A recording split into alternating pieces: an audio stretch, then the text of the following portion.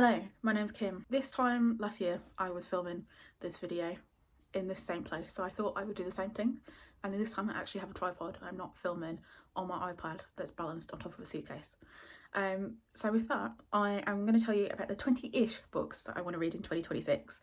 If you've seen my last video, I managed to read 20 of my 25 in 2025, and going forward I was like, I'm only going to do 20, I'm not going to do 26. That's just too many. I haven't read all of the 25, and then I made the graphic of the books that I was reading and it just looked a bit odd with 20, so I added 2 more, so it's 22 books. But I'm calling it 20-ish because I feel like that kind of sounds slightly better. I also last year did kind of 4 different categories. I did new releases, I did sequels, I did non-fiction, and I did backlist. And I have not done that at all this time. I've only done new releases and backlist. The kind of main reasons for that were non-fiction. I only read the majority of the non-fiction over the past month that I'd put on the list, and so I feel like non-fiction is just easier for me to dip in and out because I really have to be in the mood for it. And sequels, I just don't pick up sequels as often as I would like, and so it makes more sense for me to just go about the ways of picking them up when I'm feeling them as opposed to putting them on this list. So I'm always going to be in the mood to read new releases and also books that I have had on my TBR for a while, so I feel like that's a more likely way that I'll read the books that I want to read. So this is all of the books that I want to read. I am going to go briefly through and let you know a little bit about what they're about, why I'm interested in them, and hopefully if you've read them you can give me some feedback on whether you like them or not.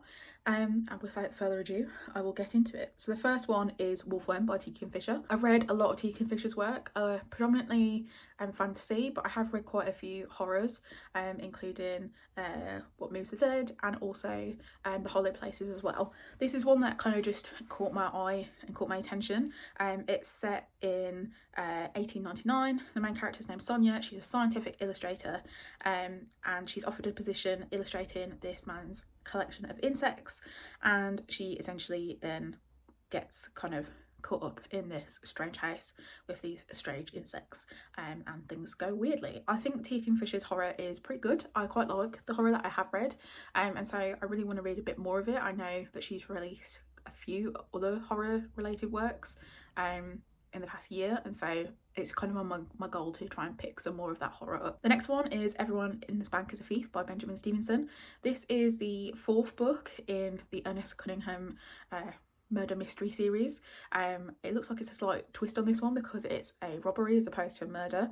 I've read the other 3, so the first one I gave 4, the second one I gave 3, I think. I read the novella, the Christmas novella, last year, which I thought was fine, and so I'm interested to pick up this one because I think that they are a really light and easy murder mystery series. I'm not big on mystery, but I do think I like my detective books as opposed to like my hardcore mystery thriller books, and so this is one that I know I'll pick up anyway. And I realise I kind of broke the rules on this one when I was talking about sequels, but because they kind of work as standalones, I've included it anyway. The next book is Y-Shaped Bodies by Laura Cranehill. This one seems like it's body ecological cult horror.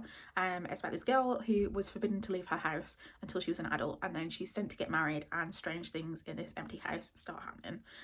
It's also queer, so that's exciting, and the title itself, Y-Shaped Bodies, is really interesting to me, because I have a idea for a book or a novella that kind of would fit this vibe, and so I'm really interested to read and just see what this book is about, really. The next one is The Red Winter by Cameron Sullivan. This one I only found out about fairly recently. It is queer. It's about this beast and a monster slayer who's been brought back into the fold by his ex-partner, and it just seems like it'll be a chunky, interesting fantasy, and I'm just curious about what exactly is going to go on. It just seems like it'll be really interesting. The next one is Salt Swept by Catalina Watt.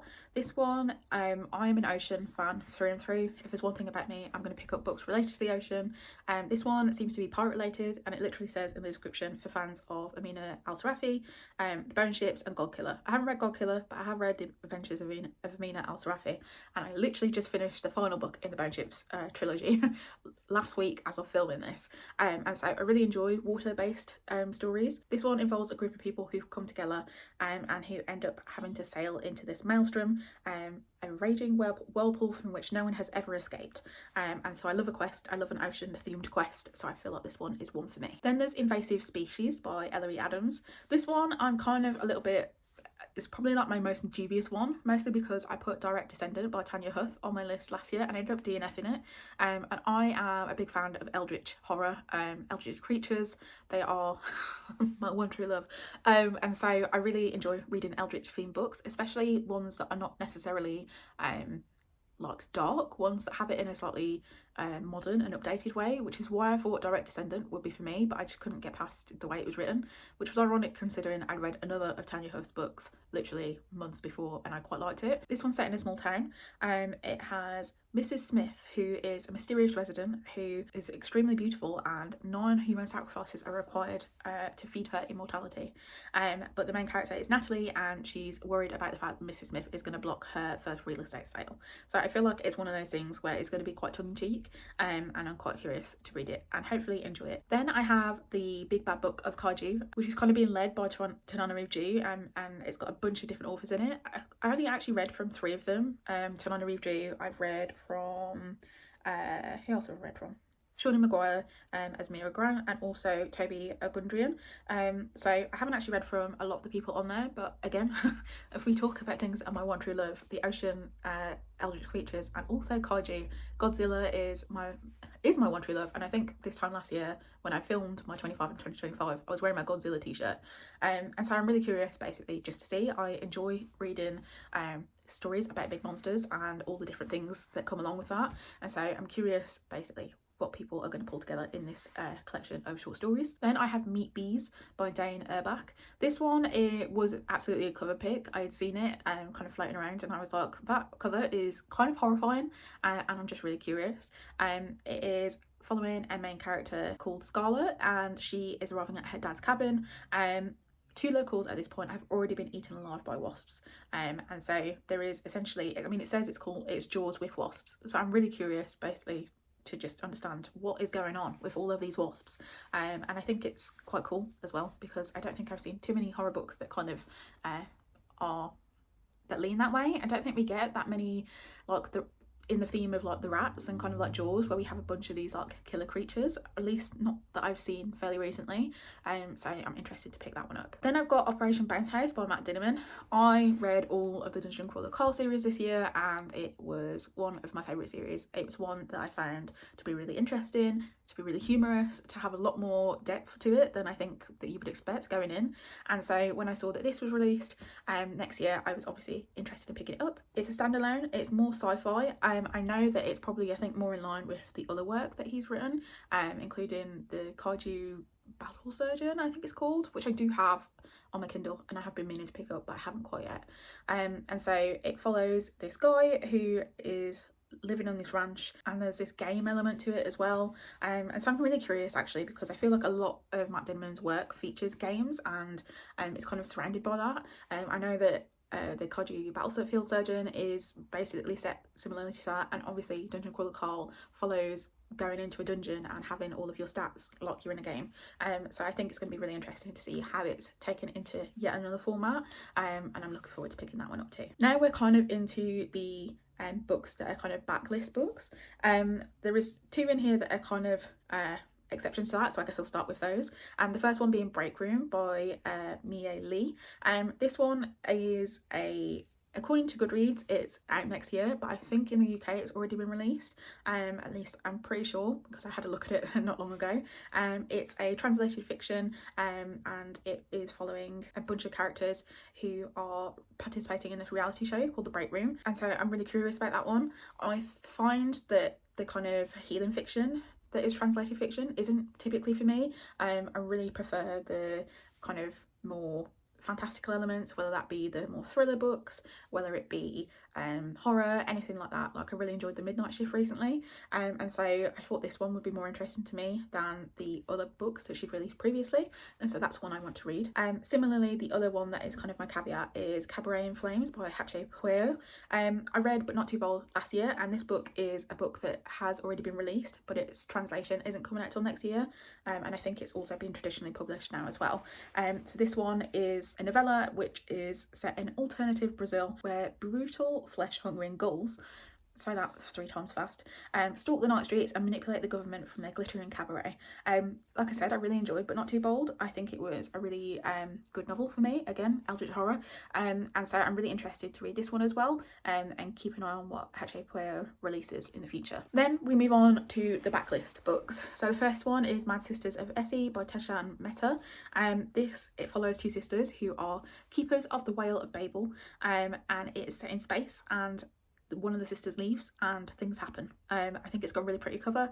I've seen a little bit about this one, and I have got it downloaded, so I'm looking to pick this one up fairly soon. Then there's also The Garden of Delights by Amal Singh. This one seems like it's more magical realism. It follows a character who's a caretaker who tends to the Gardens of Delights. There is a girl that comes to this garden. The caretaker thinks he's found someone who essentially can help break the kind of curse that has fallen upon him, and so it follows the 2 of them going through together and figuring out this rot and this curse that's there. It's also indie published, and so I'm really interested in reading that one. Then we have A Song of Legends Lost by M.H. Ayinde. This one is a fantasy book. It is the start of a series. It follows a commoner who invokes a powerful spirit and gets basically roped in to everything that comes along with being an epic fantasy. It's one that is written by a Black British author, and I was planning to pick it up in October for Black History Month in the UK, but my plans kind of fell apart, and so I really want to pick that one up next year because I know the sequel gets released as well soon, so I think it'd be interesting to pick that one up. The next book is Cage of Souls by Adrian Tchaikovsky. I own this one physically, and I have done for about a year. I am someone who is wanting to read more of Adrian Tchaikovsky. He has written a lot of sci-fi. I read Children of Time maybe 2 years ago now, and I really quite liked it, and I haven't read too much of his other works, but he's just so prolific in the genre, and I feel like I need to pick some more stuff up. This one is a standalone, but it's a pretty chunky one. It's over 600 pages. There's a character that we follow through this planet essentially, and it just looks like the sort of vibe that I'm gonna like. Adrian Tchaikovsky does a lot of work to do with understanding different planets and the biology of animals and creatures that you find there, and that's something that I found really interesting in my sci-fi, so I want to pick that one up for definite. I then have A Blood as Bright as the Moon by Andrea Morstabilini. This one was a cover buy. I do have it physically, but I thought for ease, instead of digging through all of my bookshelves, I would just put up the pictures of the books I want to read. It follows a vampire who is essentially running on the run. His name's Ambrose. Ambrose, the name, has a special place in my heart because one of my D&D characters is called Ambrose. That's also part of the reason why I wanted to pick it. He is basically on the run from the rest of these vampires because these other vampires believe that they can have a new life on the moon, and he does not feel the same, and so I'm really interested in picking that one up too. Then we have Vampires of El Norte by Isabel Cañas. This one is the 2nd published work by Isabel Cañas, and I pre-ordered it when it was released, and then I never ended up reading it, and I also have picked up The Possession of Alba Diaz recently, and so I want to get to them, but I feel like I just want to read them in order. I read the first book, The Hacienda, that she published earlier this year for Summerween. No, not Summerween, Winterween. I always do that when I'm talking about the kind of the Winterween, Summerween projects. And this one follows 2 characters who were childhood friends. They get torn apart and they find each other again in adulthood. Again, it's surrounded by vampires. It's a romantasy. And so I think that the cover is really beautiful. I think that the writing of The Hacienda is really good. And so I'm interested in picking this one up. Then I have a really chunky one, which is the first book in the Malazan series, Gardens of the Moon by Stephen Erickson. I have been wanting to read this book for at least 2 years now. I want to read more classic fantasy. Game of Thrones was one of the first big fantasy series that I have read, probably when I was too young to have read it, but I just really enjoy really dense, big fantasies, as seen by the fact that, you know, The Priory of the Orange Tree, the Roots of Chaos series is one of my favourite series as well.